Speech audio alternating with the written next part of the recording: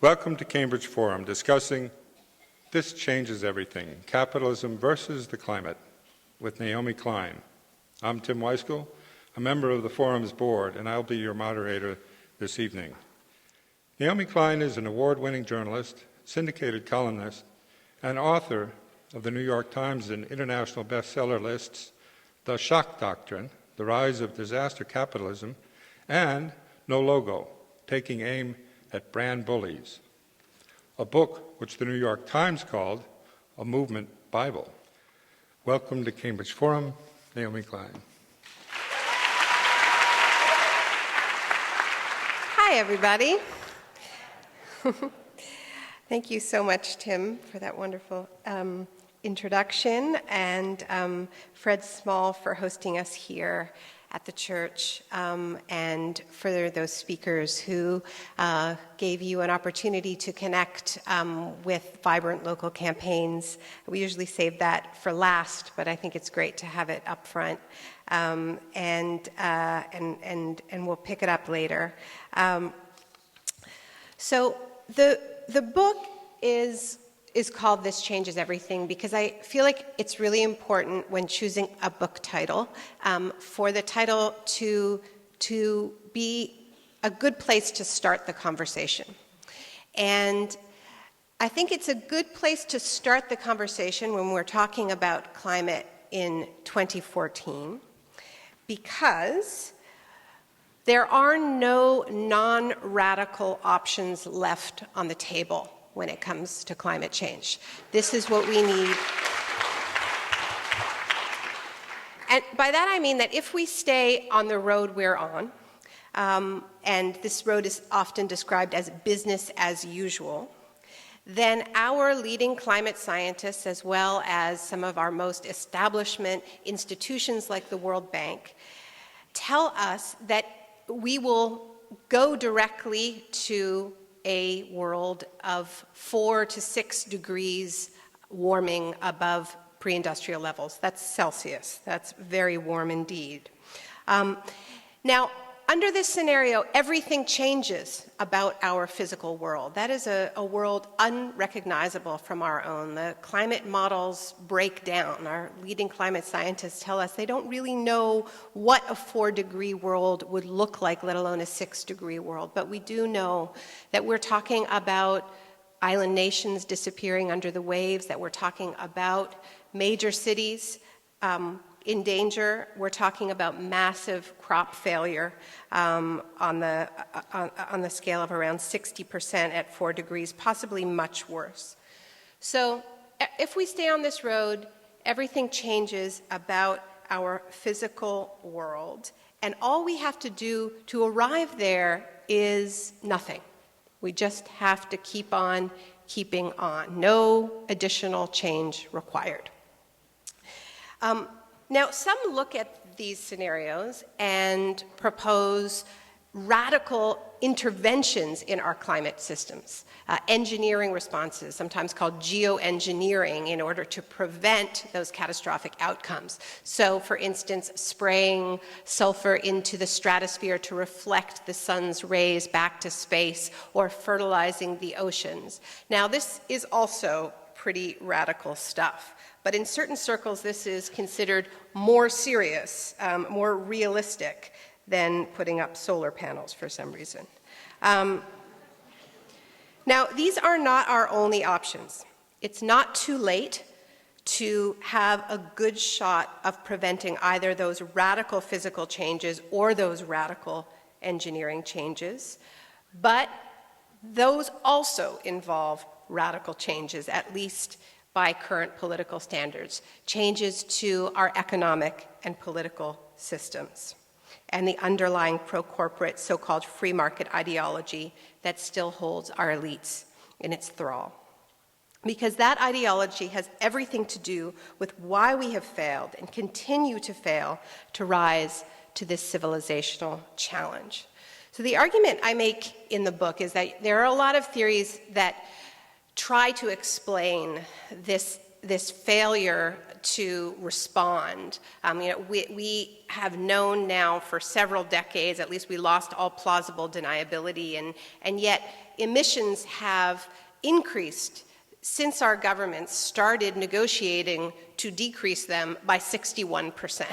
So all kinds of theories have been floated about why this is. Sometimes human nature is blamed, sometimes the United Nations is blamed, and how difficult it is for so many governments to come to agreement.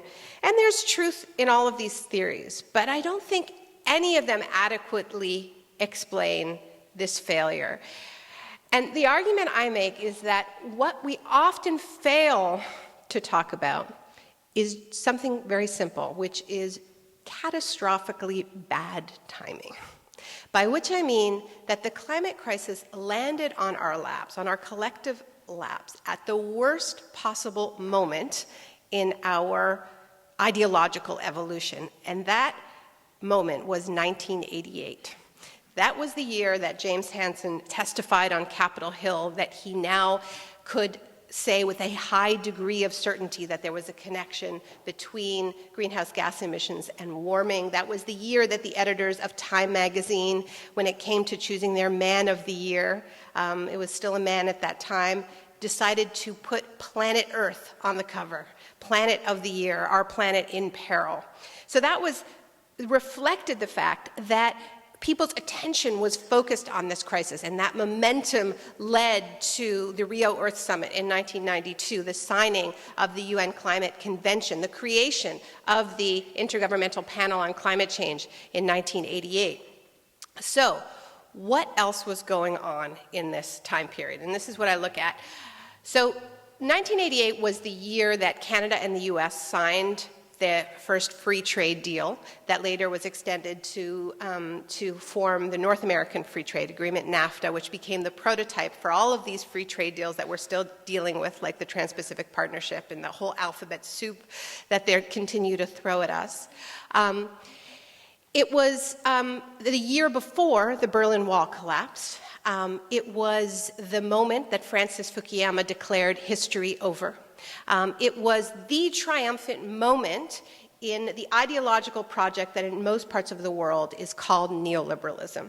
Now, we here call it free market ideology or just the Republican Party or the Cato Institute. I mean, it goes by many names, but we're all familiar with the core tenet of this project, which basically holds that the role of government is to unleash the awesome power of the market and just get out of the way as much as possible. And this is accomplished through a few familiar pillars, like the auctioning off, the privatization of the public sphere, the deregulation of the corporate sphere when they want it, and the hyper-regulation in terms of protecting intellectual property rights and so on, the cuts to corporate taxes and taxes for the rich, paid for with cuts, with deep cuts to social spending, all locked in under those corporate free trade deals. Now, in this country, this ideological project led directly to the deregulation of the banking sector that caused the financial crisis in 2008, to the hollowing out of the manufacturing sector, to the Clinton-era tax on welfare and other so-called entitlement programs, to rising education costs and heavy debt loads. Far less understood is that this ideological project also made it inevitable that we would fail to rise to the challenge of climate change in this period. And the reason for this, in retrospect, is obvious, because climate change is the very essence of a collective problem, crossing all national boundaries. It therefore demands unprecedented collective action, and yet it hit us at a time when Margaret Thatcher was telling us that there was no such thing as society, that we were simply a collection of individuals and family units. And we have a political elite that, as I said, remains in the grip of this ideology that cannot imagine taking bold action for the collective good, even with stakes as high as these.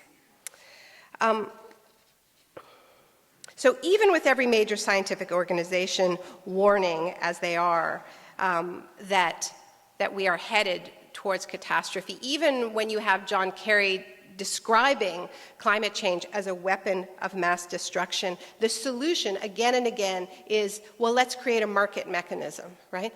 Let's find a way for the market to solve this for us, which is a very particular ideological lens through which to see this crisis. You know, sometimes I get accused of politicizing the climate debate by talking about capitalism, but the truth is the way we have responded to climate change over these 2.5 decades has been highly political and highly ideological. It's just that because it has fit within the confines of the dominant ideology, it's easier, it's harder to see.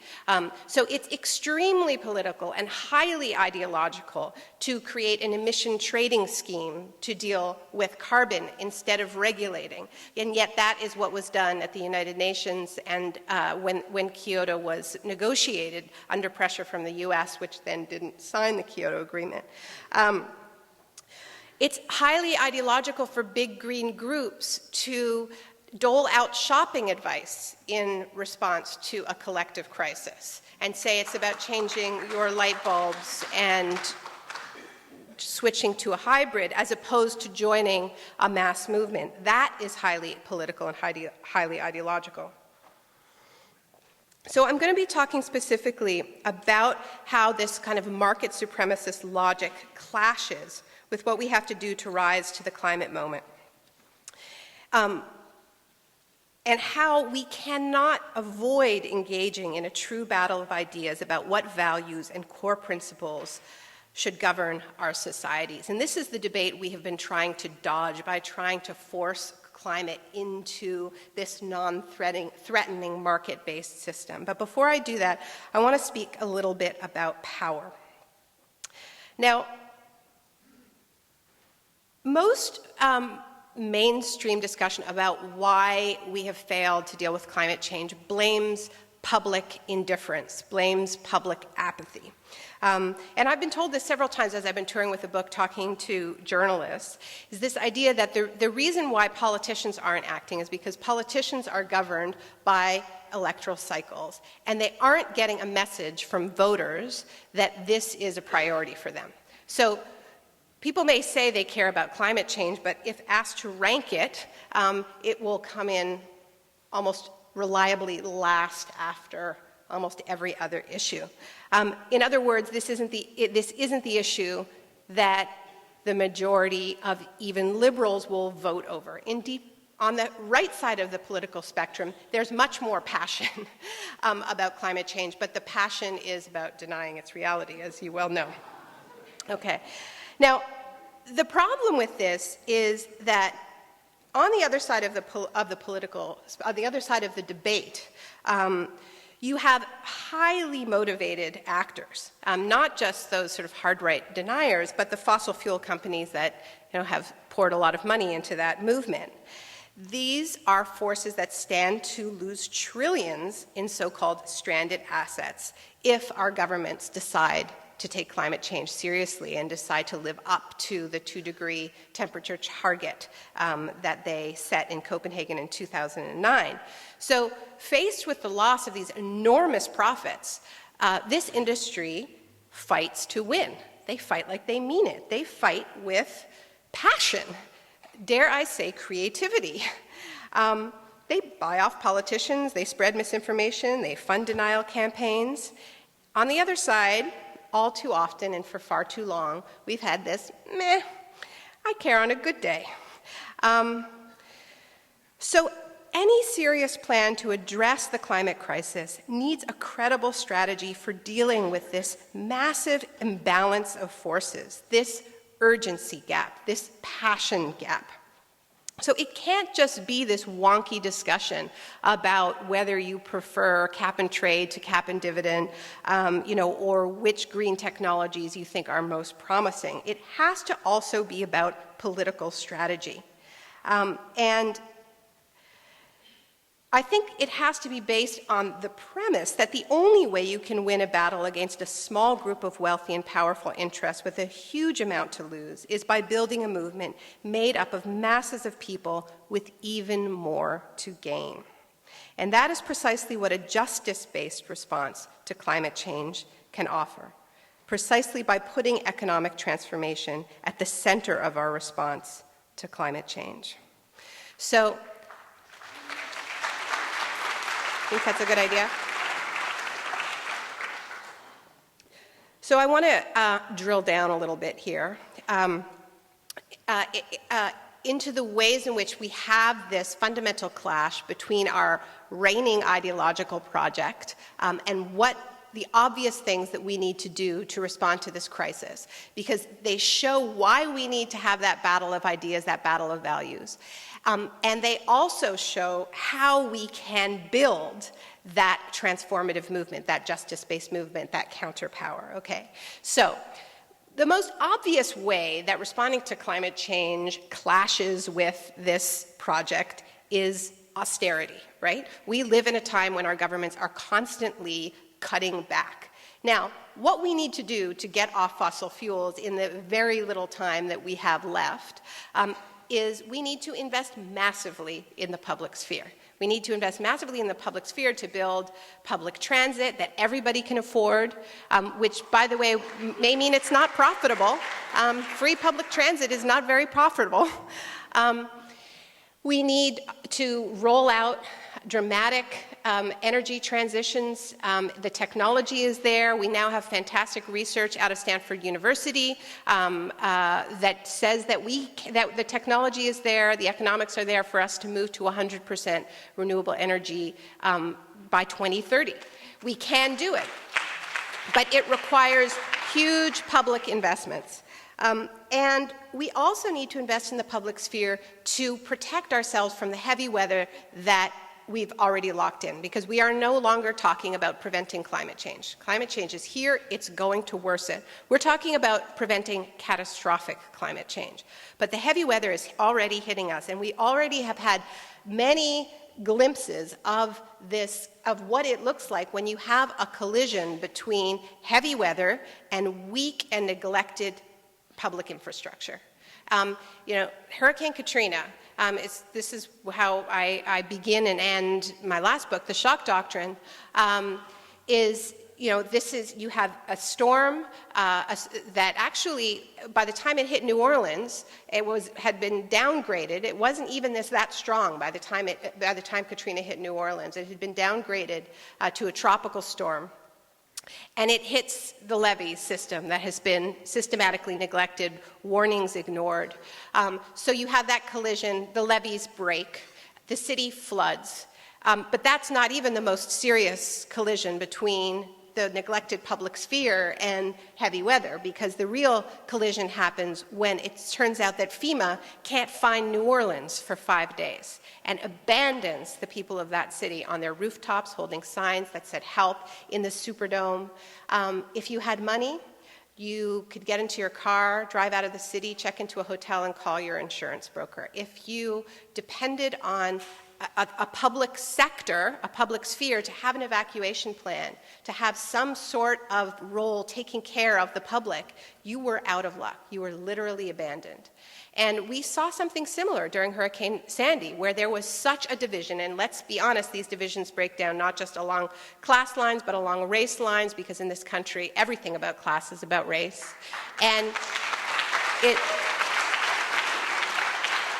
you had this huge divide between people with resources and people in New York and people who were in public housing and depended on the state and were living in public housing projects that had been neglected for decades, and they were abandoned once again in darkened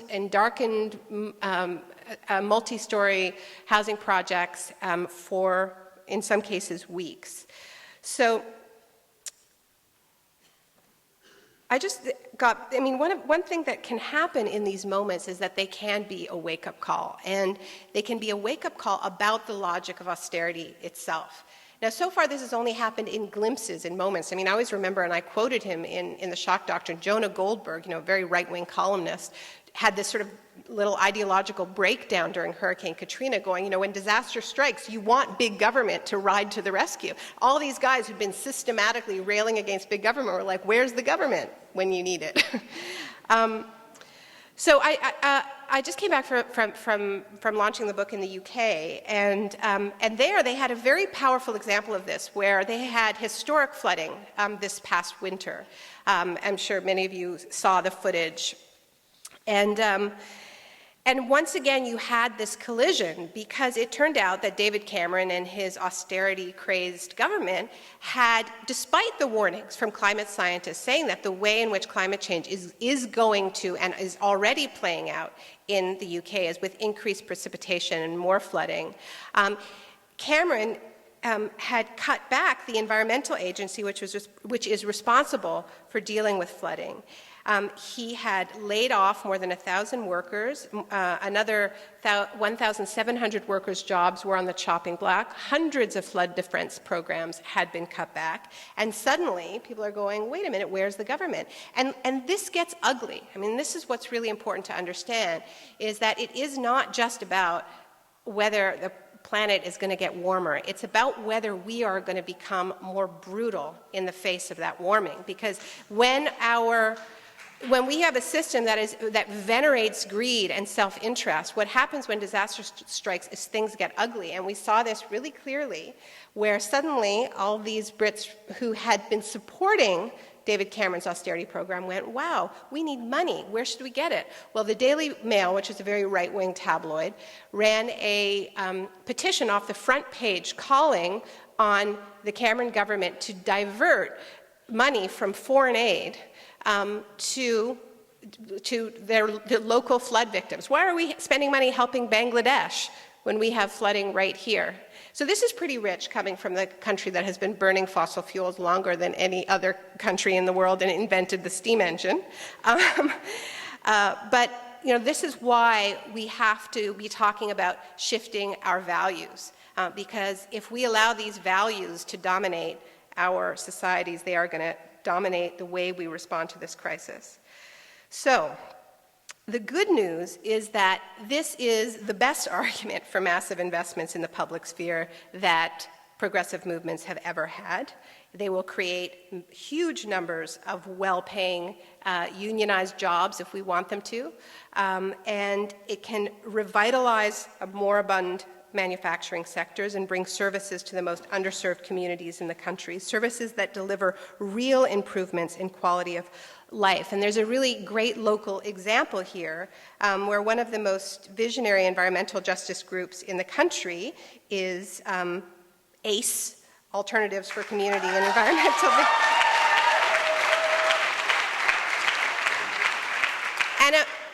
And among other fantastic things that ACE is doing is they're fighting for affordable transit, particularly for young people,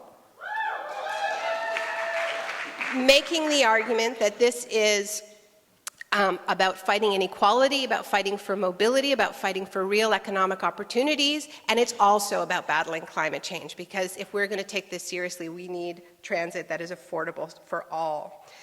So, when you lay out these types of plans, the answer is always the same. We're broke. We can't afford it. Nice idea, but we can't do it, right? And we're always broke, but we are particularly broke because we bailed out the banks, bailed them out on the familiar model of privatized profits and socialized losses. And because this was done on such a spectacular scale, there is simply no way to do the same thing for fossil fuel and big agribusiness companies that are at the heart of the climate crisis. We cannot let them pocket their huge profits while taking on the burden of cleaning up their messes, which is exactly what we're being asked to do. So the response to this crisis, unlike the last one, the economic one, must be guided by justice, and that means polluter pays. So there's all kinds of methods that we can get the polluter to pay, and by polluter I don't just mean the fossil fuel companies, I mean all of us super consumers out there that are using up more atmospheric space than we should be. And so this ranges from everything from increasing royalties at the point of extraction to luxury taxes to taxing financial transaction, up into and including nationalizing these companies if they don't cooperate.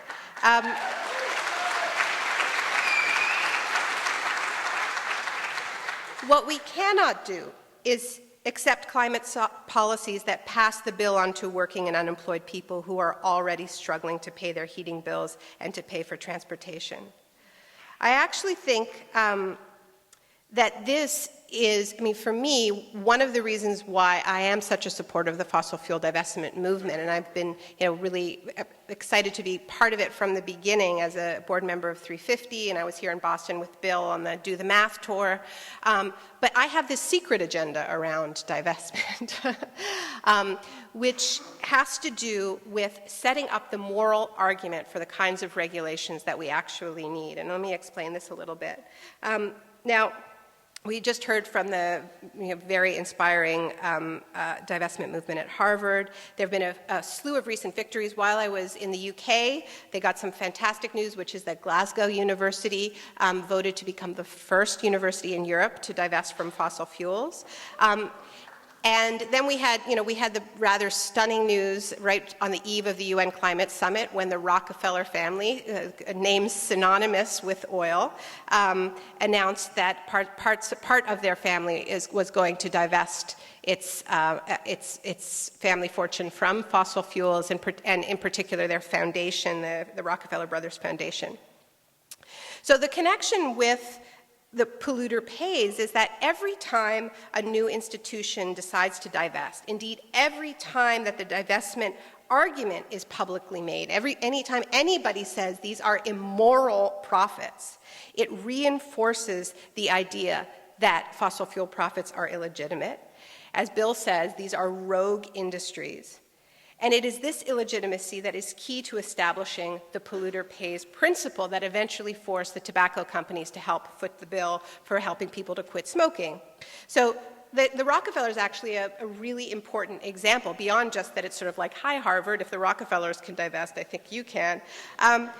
But beyond that, when Valerie Rockefeller Wayne, who was one of the family members who was making the argument publicly, when she explained why her family had taken this historic decision, what she said was, this is a quote, "Because our wealth was made in oil, we are under greater moral obligation to use that wealth to stop climate change." Those are her words. And that, in a nutshell, is the rationale behind polluter pays. It used to be a guiding principle of environmental law. I mean, it was the guiding principle of the Superfund Act in 1980 that systematically taxed toxic industries to pay for remediation and so on. And it has been eroded steadily ever since. But it holds that when commercial activity creates hefty public health and environmental damage, the polluter must shoulder a significant share of the cost of repair. But this can't stop with individuals and foundations, nor can it be enforced voluntarily. So, as I explained in the book, fossil fuel-based companies have been pledging for almost 2 decades now to use their profits to transition us away from dirty energy. British Petroleum rebranded itself Beyond Petroleum, if you'll recall, changed their logo to a sunburst, and only to back off renewables and double down on the dirtiest fossil fuels, including oil from the Alberta tar sands. They went back to their core competency, I believe was the phrase. Most of the oil majors spend less than 1% of their budgets on renewables, so don't be fooled by all those windmills in Chevron ads. In the book, I spend a fair bit of time picking on Richard Branson, which he's not very pleased about. But I do this for a very specific reason. In 2006, Richard Branson, the CEO of Virgin, made this very splashy announcement at the Clinton Global Initiative, where he said that he had seen the climate light. Al Gore visited his house and personally showed him the PowerPoint presentation. He had what he described as a road to Damascus conversion and decided that he needed to take all of the profits from his airlines, his fossil fuel burning airlines, and his trains, his diesel burning trains, and divert them to coming up with a green alternative and to fighting climate change. He pledged to spend $3 billion over 10 years, a huge amount of money, and obviously he hasn't done it. He hasn't, even come close, and he now admits that he's not going to come close. But what's interesting to me is that, he says it's because he didn't have the money. He said that if his airlines weren't profitable enough, then he would get it somewhere else. So we audit all of this, and, the truth is his personal wealth has increased by more than $1 billion in this time period. He's also launched at least 3 new airlines, including Virgin America and a domestic airline in the UK and Australia. His carbon emissions have gone up by 40%. He launched a luxury space travel operation. So the point is that, okay, let's give him the benefit of the doubt. Let's say he's the most enlightened billionaire in the world. He's locked within this grow or die logic, this grow or die system. But the original idea was a good one. We really do need to get those profits to pay for this transition. And clearly, they are not going to do it. The polluters are not going to do this unless they're forced to by law. And so back to the Rockefellers, it's great that their foundation is divesting, but Standard Oil, which was founded by John D. Rockefeller, was broken up and it evolved into ExxonMobil. And ExxonMobil earned $45 billion in profits in 2008 and 2012, which still remains a world record for any company in the history of money. And other Standard Oil spin-offs are Chevron and Amoco, which later merged with BP. So you've really got all the big guys in there. And the astronomical profits that these companies and their cohorts continue to earn from digging up and burning fossil fuels simply cannot continue to hemorrhage into private coffers. So that's where I think the divestment movement campaign really comes in, because it is delegitimizing these profits. And if we accept that those profits are morally illegitimate, they should also be seen as odious. Something not just to publicly disassociate yourself from if you happen to be Harvard, but something to which the public itself can make a claim in order to clean up the mess these companies have left behind and continue to create every day. When that shift in consciousness happens, the pervasive sense of hopelessness in the face of a crisis as vast and costly as climate change will begin to lift. So we've seen how, in order to deal with this crisis, we're going to have to deal with inequality. We're going to have to have a progressive taxation system. We're going to have to invest in the public sphere and challenge the logic of austerity. There are also a lot of other examples I go into, and we can go into them more in the discussion period. But what, many of you have heard about Germany's quite spectacular transition to renewable energy. It's incomplete, it's imperfect. Nonetheless, it's worth celebrating that in a decade and a half, they've gone from having 6% of their electricity system come from renewable energy to having 25%. That's a very speedy transition. One of the things that we don't hear is that this has only happened because in hundreds of cities and towns, both small and large, citizens have voted to take back control over their electricity grids.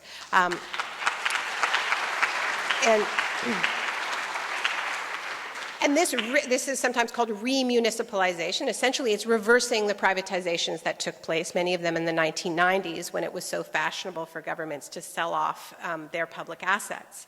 And this is starting to happen in North America. Boulder has had a couple of successful referendums to take back control over their electricity grid as well. So listening to this, it might be tempting to think that all we need to do is return to a kind of pre-1980s, pre-Thatcher, pre-Reagan Keynesian model, mixed economy, less privatized, more regulated form of capitalism. And I think if it was 1990 or 1995, we might be able to respond to the crisis in that way. But here's the thing. There is what Michael Mann describes, the famed climate scientist at Penn State University, a procrastination penalty when it comes to carbon emissions, which means that if you allow emissions to increase by 61% instead of reducing them, you then need to cut them so rapidly and so deeply that it starts to present a fundamental challenge to the very core of our economic system, and this is why the subtitle of the book is Capitalism versus the Climate, because it challenges the fundamental logic of a growth-based economic system. What scientists at the Tyndall Center in Manchester tell us is that if we want to stay within our global carbon budget and we want to follow any kind of equity-based principle, countries like the United States, countries in the global north, need to be cutting our emissions by 8 to 10% a year. That cannot be done within a system based on pursuing continual economic growth. That doesn't mean that there will be years when the economy might grow, but it will be a very different kind of economy than the one we have right now. It has to be a strategic economy, a deliberate economy, an economy where we decide which parts are going to grow and which parts are going to contract. Obviously, there are parts of our economy that must grow as we roll out this renewable energy transition. And there are parts of our economy that are already low carbon, like we need more doctors, we need more teachers, we need more artists. These are all low-carbon professions already. But we do need to contract the parts of our economy that are based on exhausting finite resources and mindless consumption. And this is where I think we start talking about something much deeper than really just a conflict with unfettered capitalism. We really are talking about a civilizational shift away from an extractivist mentality, a new paradigm, or an old paradigm, more accurately, where we no longer relate to the earth as conquerors. We no longer have an energy system built on sacrifice zones. And we challenge this idea that we can endlessly dominate nature, because that, I think, is at the core of this crisis, even more than capitalism.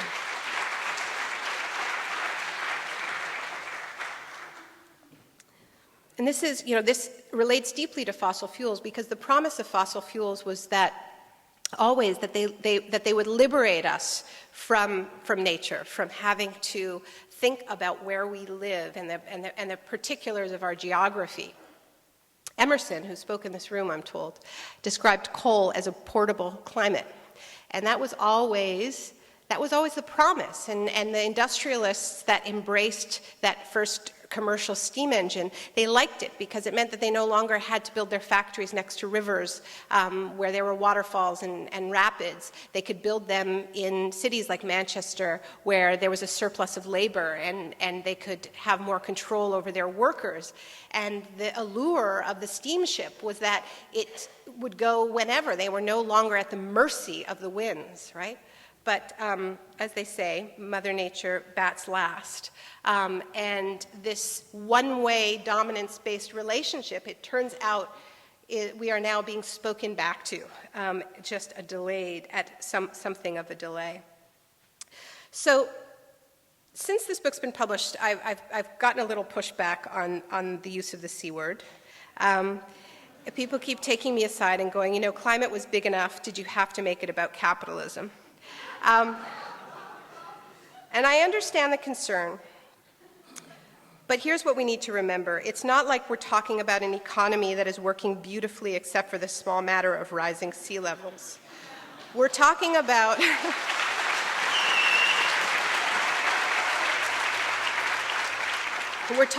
allowing sea levels to rise in the name of protecting an economic system that is failing the vast majority of people on this planet with or without climate change.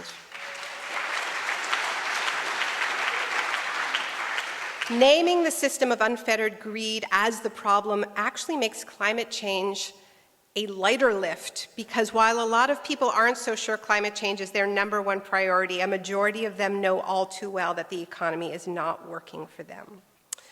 I'm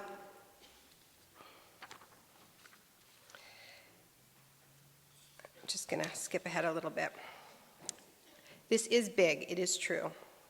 But the thing about a crisis this big, this all-encompassing, is that it changes everything.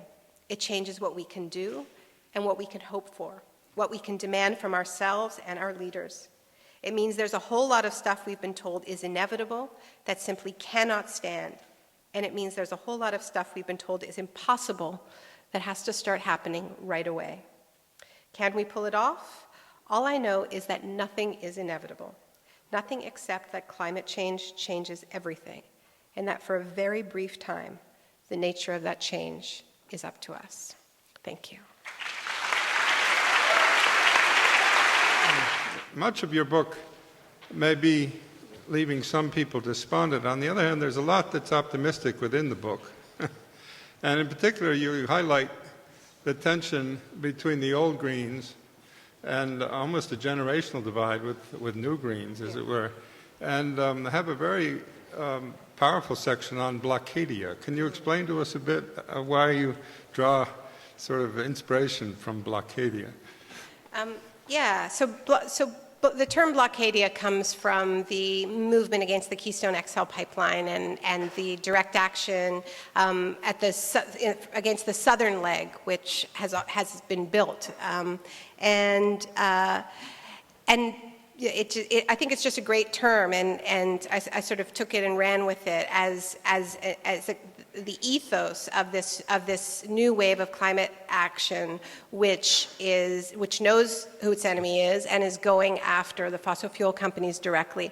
I think Blockadia is really the flip side, in many ways, of the carbon boom that we find ourselves in, where it's not just that we're continuing with business as usual; it's that the fossil fuel companies are doubling down on some of the dirtiest and highest risks forms of fossil fuels, and they've really set off a movement.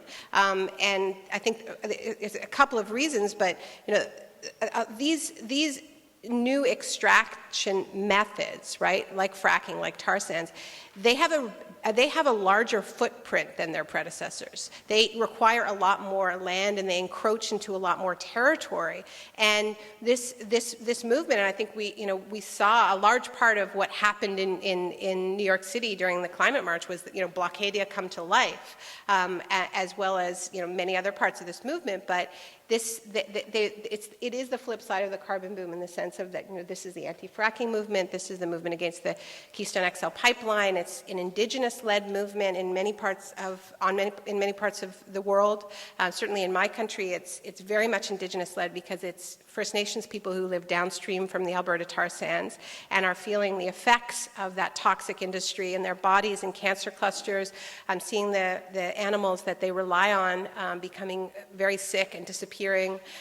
So they first raised the alarm about the tar sands, and we've really joined their movement. And so it was really moving to me and really important, I think, that the march in New York was led by Indigenous people, including Indigenous people from the tar sands region. Hi, Naomi. Thank you for speaking. My name is Roger Shamel of the Global Warming Education Network. I've been following Bill McKibben since he marched across Vermont 7 years ago. But I have a foot on the other side, being a graduate of the West Point of Capitalism across the river in Harvard Business School. And so the question is, if capitalism has done so much for the world in terms of building up America and producing an opportunity for people to have jobs and develop wealth, is it capitalism itself that's at fault, or is it because of the way we're practicing it, where we're not doing the accounting correctly by not taking into account the externalities? And could we, with some help from government perhaps, take those externalities into account and allow capitalism to continue to do good in terms of helping us solve this problem? All right, be nice, everybody. This is a church. I'm sorry Behave for the yourselves. I think we're going to take a few at a time, right? Yes, why don't we take 2 or 3 questions, and she can answer them very quickly then, in machine gun style, I'm sure. Second question. My question is actually somewhat related. So I just want to thank you so much for coming. I read your book. I loved it. I found it inspiring and informative. So in your book and in your speech, you talked a lot about how we need this radical revamping of our economic system in order to successfully respond to the climate crisis, along with the economic crisis. And you discussed the need, particularly for more localized and democratically integrated economies, as well as global economic planning. You even talk about nationalizing the big energy companies. as well as redistribution of wealth on a global scale. And a lot of these are, I find, to be key aspects of a socialist economy, and yet you don't really compare or correlate the program you put forward with socialism, apart from distinguishing it from authoritarian socialism, which you rightfully say would lead to centralism. So I'm just curious why you shy away from discussing socialism as a viable alternative. Good. Thank you. Let's have a third question, and then she'll be able to respond. Hi, Naomi. This is Eleanor Duckworth, Muriel's daughter. Muriel Duckworth's daughter. Oh. You have a little maxim that I've read, capitalism is stupid. And the last couple of years of her life, her little maxim was, war is stupid. And I'm wondering where the military fits in your view of what's going wrong. Okay, all three questions there. Good questions. Can capitalism reform itself? Can it internalize the Yes. externalities? Yes. So I'm going to do it in reverse order. Eleanor's question about war. I mean, this is, in thinking about how, what excites me is the potential for climate to connect the dots between so many different issues. And we know that the Pentagon is the single biggest customer for fossil fuels, and often they burn fossil fuels in order to get at more fossil fuels and protect pipelines. And we know that oil is, the often the root cause of so many conflicts. And so it's intimately connected. It's intimately connected, and also when we think about where we're going to get the money for this transformation, we cannot avoid talking about military budgets. So I think it's a natural connection. It's one that I talk about in the book, but probably not enough. It could have been in a whole chapter. Some people, in the climate movement get all excited when, like, the Pentagon acknowledges that climate change is real and, puts out a report, as they did this week, saying, climate change is a security risk. That just scares me, because I don't think the way they would respond is in any way anything that we would want to, be part of our movement. And I think that we have a system that will respond to climate crisis and increased migration by building fortress borders, as we already are. And this is what's being signaled. And the fact that they're gaming it and planning for it is something that we should be very, very worried about. The capitalism is stupid point is a point I was making in an interview, that we have had all these reports come out, and I think this relates in some ways to the first question of, can capitalism be reformed? There's been a bunch of sort of blue ribbon reports that have come out about how we can respond to climate change, and it'll be great for the economy, it'll be great for growth, it won't hurt a bit, it's all win-win. And the truth is that we have an economic system that does not think strategically in that way. There is no central committee going like, yes, longer term it makes sense for us to prevent climate change than to destroy everything, including the economy. We have a system that encourages short-term profit-making at all costs. So we have players, in the book I talk about Michael Bloomberg, another one of these, billionaire climate would-be saviors, right? And I see him as a really interesting figure, because this is a guy who, has backed reports about carbon bubbles and stranded assets, and a report called Risky Business that got a lot of ink, which talks about how it makes way more sense to prevent climate change than to deal with the economic impacts later. And yet Michael Bloomberg, the billionaire worth $33 billion, invests his personal money in a fund that is dedicated to oil and gas. He doesn't just own a few oil and gas assets. He invests his money in a firm especially created for him. So you can simultaneously understand that it is stupid to do this, and yet still do it, because that's what our system is built to do, and that's what our system rewards. So that was what that reference was. But this idea that it's just about getting the right pricing, and that's going to get us there. I think, first of all, it's not going to get us to zero. I think there are, which is what we need to do. We need to cut our emissions that deeply. We need to get off fossil fuels, and we need to do it quickly. So it's just going to take more robust measures than, just getting the externalities right. We've been talking about this for a really long time, and this is what I mean about, this can't just be a wonky discussion.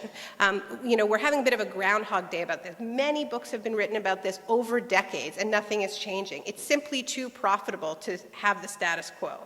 And you're not going to build a movement based on proper pricing for externalities now, You're going to build a movement when people see the opportunity for their lives to be better right now. And so, so that's my answer on the externalities question. And what we call this system is a complicated one, right? I mean, in the book, I say that, the best examples that we have are the social democracies on the Scandinavian model in terms of which states have embraced the most visionary climate policies, right? I mean, Denmark, 40% renewables, much of it wind since the 1980s, right? I mean, you look at Stockholm and the incredible, reliance on public transit, on bikes. It's not a coincidence that the countries that have the best climate policies tend to be social democracies because they don't see it as heretical to invest in the public sphere, to plan their economies, to embrace these models. The reason why I think it's problematic just to say it's socialism is because socialist economies have been some of the most extractivist and most brutal with relation to nature, in the world. I mean, Mao declared war on nature. I know you're not holding up Mao, but I think, definitely there are elements of this that are socialist, but it's also true that, what Chavez called 21st century socialism, even though he had good rhetoric on climate change, it was an extractivist economy. Same with Bolivia, same with Ecuador. So, our living examples, this is why, I don't have theoretical conversations about capitalism. I have conversations about capitalism in the real world. And I think we should look at how socialism is playing out in the real world. The great battle of our century has been over the redistribution of the spoils of extractivism. I actually think we need to go deeper than just how we're going to redistribute it. And so, yes, it's going to have socialist elements to it, but I think it's beyond that. And it's something that we haven't actually tried yet. So, yeah. Very good.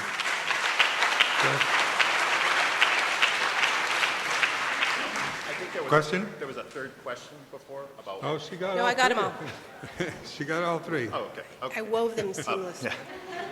I missed it. My name is Joshua Jackson. I'm active with 350 Massachusetts. I hope everybody here gets involved.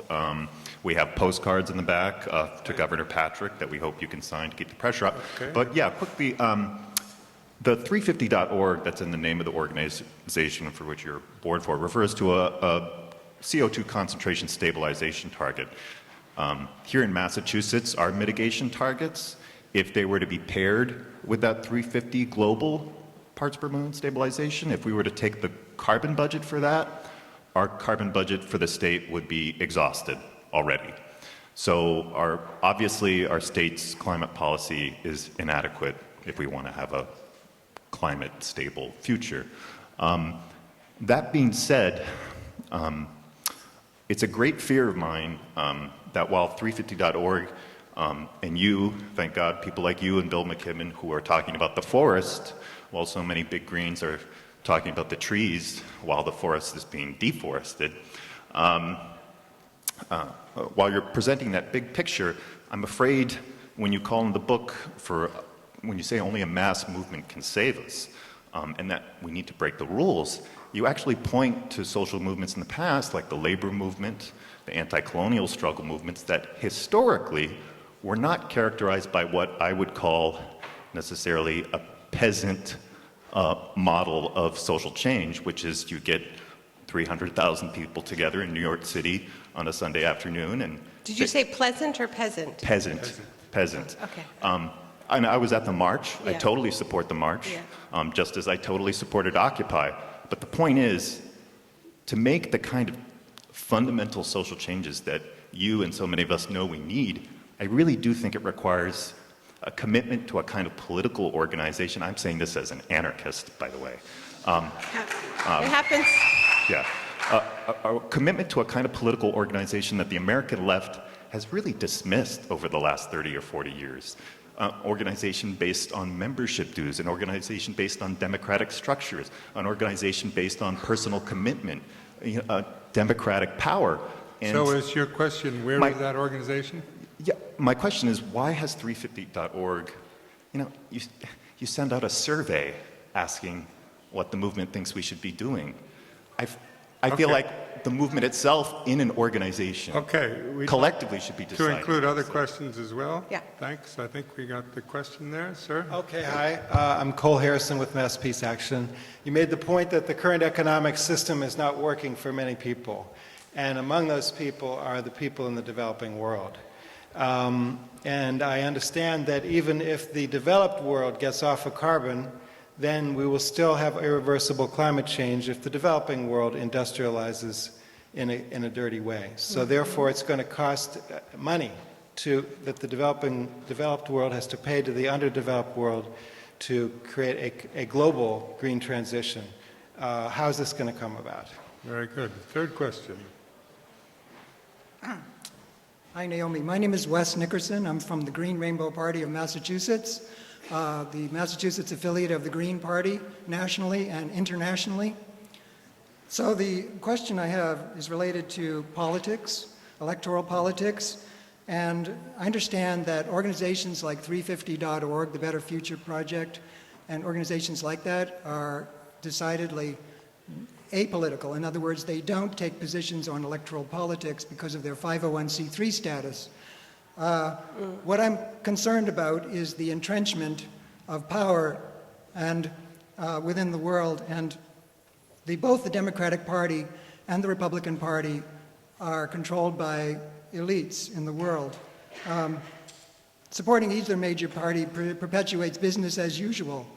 What we ended up with by voting for Obama is drill baby drill, even though it's called all of the above. Yeah. So what I'm concerned about is when people like you are in positions of influence, you're speaking in front of us, and people are listening. And what I would like for you to do is take a position, an electoral position on candidates such as Howie Hawkins in New York, and our candidates who are running in Massachusetts. Okay, well, that's Okay. very, very direct. Thank you. Thank you. All right. Let's try to approach those. Okay. Good questions, everyone. So I'll start with the most recent. I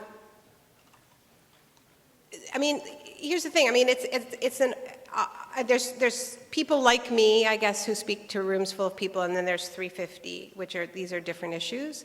I'm on the board of 350. I have some influence on the board, but I don't represent the organization in that way. And 350 has gotten involved in some electoral campaigns. I'm actually quite uneasy about it, to be honest. I'm not sure it's the right way to go for the organization. But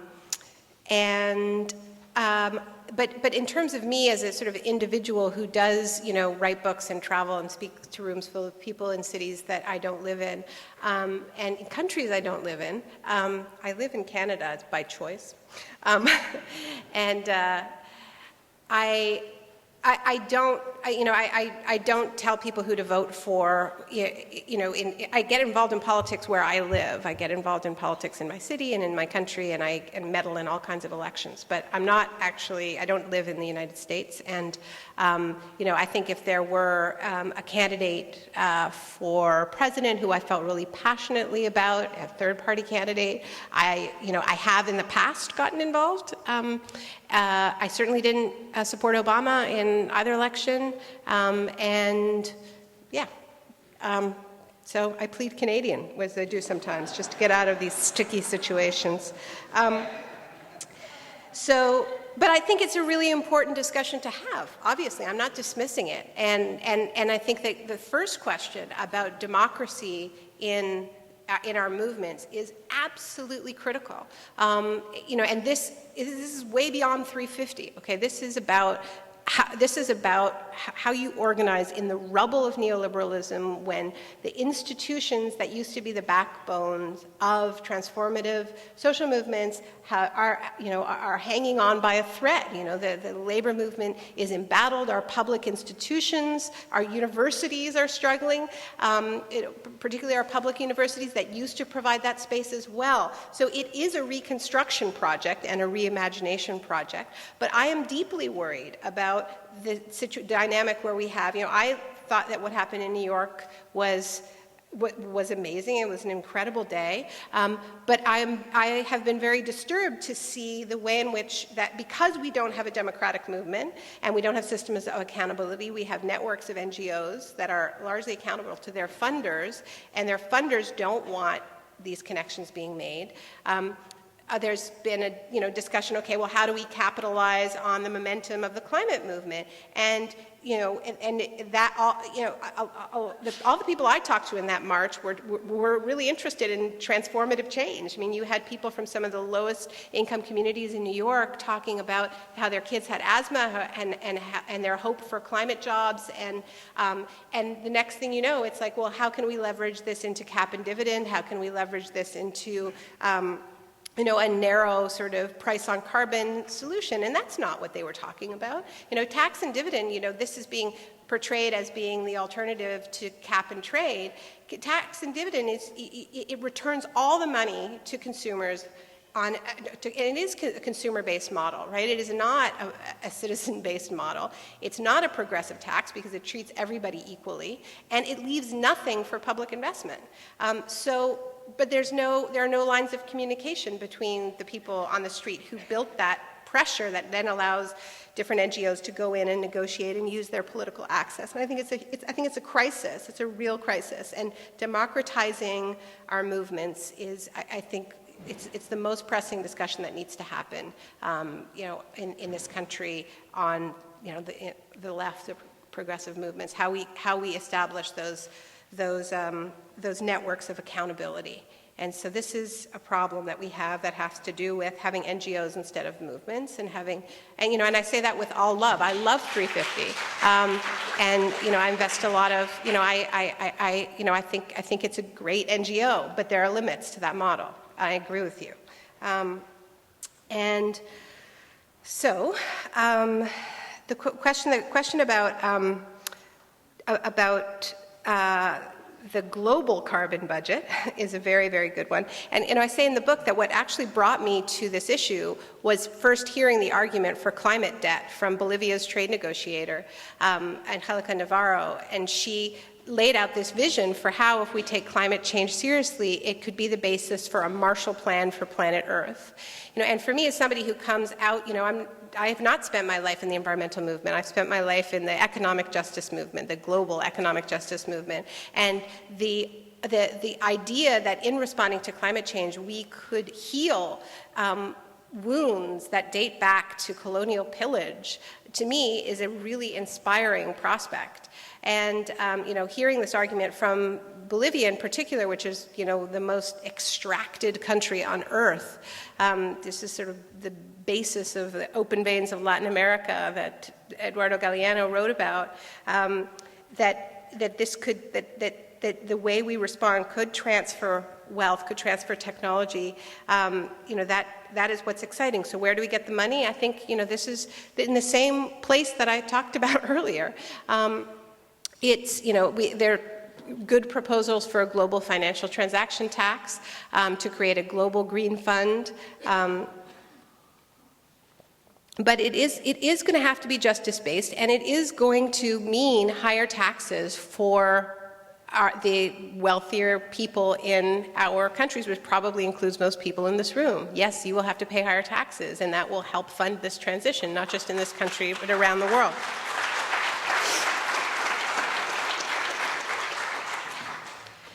Sir. Good evening.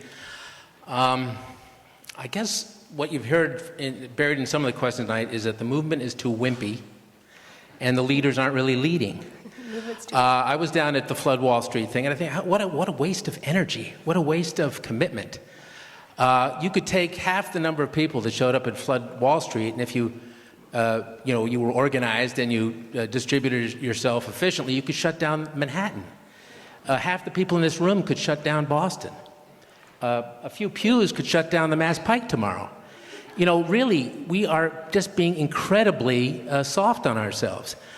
And there's one piece, I think your analysis is wonderful, but there's one piece missing, which is this is a moment of injustice that's very unlike any other in the past.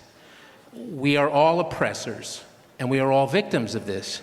We can't just talk about the corporations. We have to talk our own collective addiction to these fossil fuels.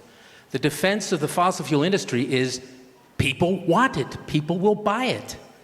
And so we have to do something to break that connection between the corporations and the consumers. We can't get at the corporations. We have to, I'm afraid, get in the face of our fellow citizens. And that's what it's going to take. We are the enemy. We are the enemy. The roads we drive on to work are the weak link. And the good news is this infrastructure that's causing this global disaster is incredibly fragile. Incredibly fragile.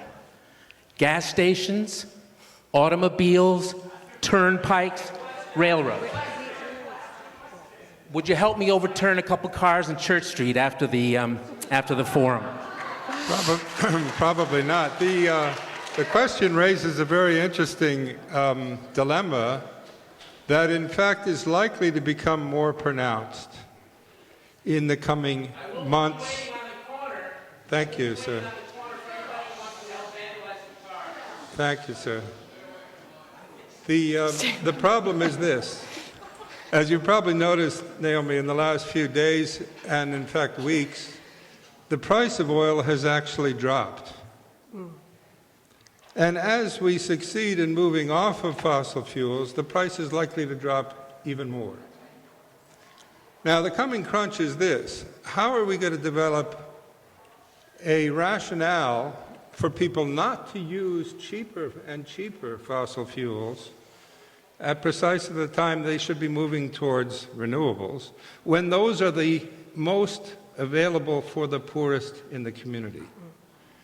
It's a huge, in another time I suppose we would have called it one of the contradictions of late capitalism, but it may not be that late for capitalism if that is given, in a sense, a new impulse to extend cheap fossil fuels. For example, if we take the implication of that for agriculture, there's actually going to be a glut of food. In fact, food prices have fallen recently because petroleum prices have fallen. And the result is that the rationale for an increased petro-intensive agriculture, a la Monsanto and the like, has been forwarded as a way to move forward. And in a way, the connection, your question is, how does this relate to the Shock Doctrine?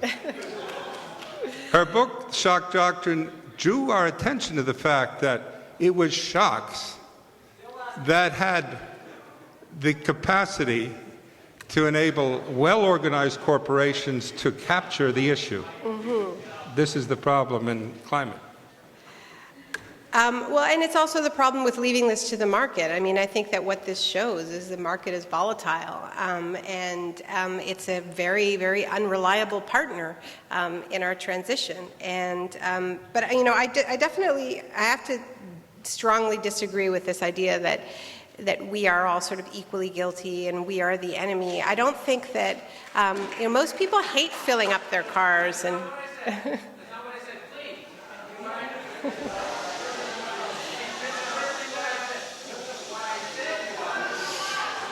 All right. Okay, you know what? I'm going to hear from a woman at the mic.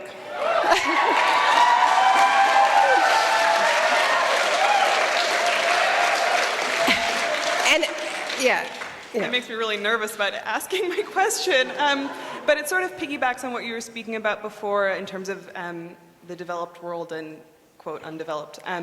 And sort of definitely renewable energy is a wonderful way to go, but I definitely see a bit of a contradiction in this idea of, a lot of solar panels, which can be water intensive and require raw materials. And a concern that I have is that the extractive relationship, if we are so concerned about, climate change, and the way we are going to do it is through this green development. I'm concerned that the extractive relationships will be reinscribed with developing nations, sources of these materials. And I was just wondering if you see that as a contradiction. Is it a contradiction we can live with? I suppose if we're dismantling capitalism, then that's something that would be overcome. What would it look like to not have an extractive relationship for obtaining those things? Yeah. So good. Yeah. I mean, I think, I don't think we are not going to have a relationship to the earth that does not extract, that does not take a toll. But we need to have a regenerative relationship with nature that shifts the paradigm so that yes, we are taking, but we are also taking responsibility. We're also taking care. We're also protecting cycles of regeneration. And I think that does raise ownership structures really, really strongly, because you can certainly have extractive renewable energy projects. You can have solar farms on indigenous land that doesn't create any jobs, that doesn't leave any, that doesn't leave the resources in those communities. So I think we need to definitely shift from just this idea that it's just a task of switching from dirty energy or coal to green energy, and it's like flipping a switch. It really is a shift in relationship to the earth and to each other. And this is what, what's exciting about Germany's transition, which I didn't go into in depth, is that they have, a well-designed national feed-in tariff program that has encouraged decentralization and in particular community ownership. So you have, for instance, 900 new energy cooperatives where the energy is owned collectively by the community. And this has been really important too in just getting the buy-in, because as you well know in Massachusetts, there can be a lot of resistance to renewable energy projects when the community doesn't feel consulted. And this sort of the whole kind of so-called NIMBYism, which is a phrase I hate, right? Because I with Wendell Berry that we should all love our home place, and there's nothing wrong with taking care of your backyard as long as everybody else takes care of theirs.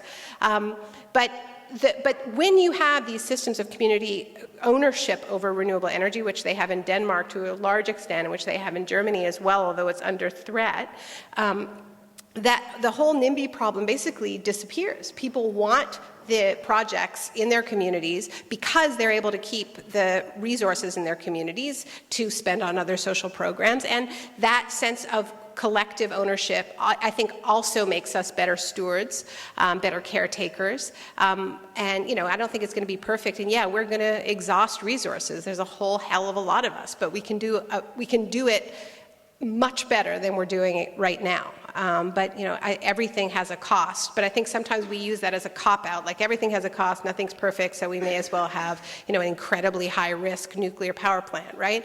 And I think there are different scales of risk. And I think to quote Wendell again, that there is an appropriate scale for risk, and we need to be taking more appropriately scaled risks instead of upping the ante again and again.